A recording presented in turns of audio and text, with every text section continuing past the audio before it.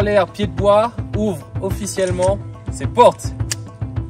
C'est au Maïdo, quand l'air Pied de Bois, un nouveau parc d'aventure dans les arbres, ouvre officiellement ses portes.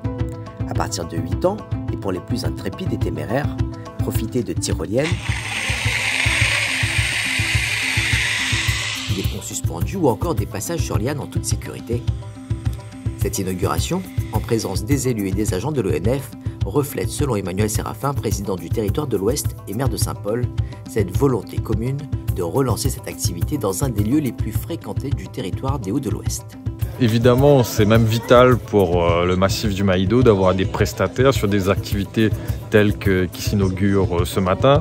Là, on aura des activités équestres à côté, on aura le VTT un petit peu plus loin et ce sont après les restaurants, les activités. Donc ce massif est vraiment important, c'est le deuxième en termes de fréquentation après le volcan.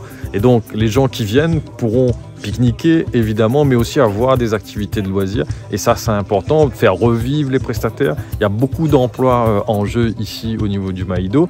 C'est vrai qu'il y a eu des difficultés ces dernières années, notamment avec les incendies. Et là, c'est vraiment un renouveau.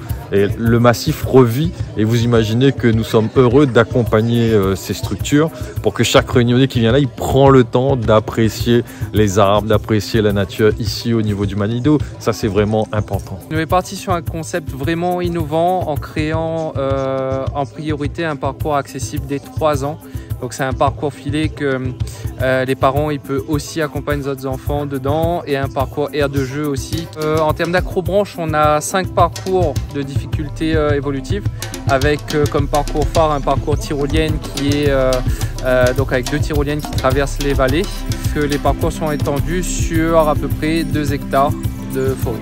L'autre étape pour le développement de ce territoire est l'obtention du label station de montagne. Cette nature unique et la diversité des activités proposées font du Maïdo le candidat idéal pour une telle reconnaissance.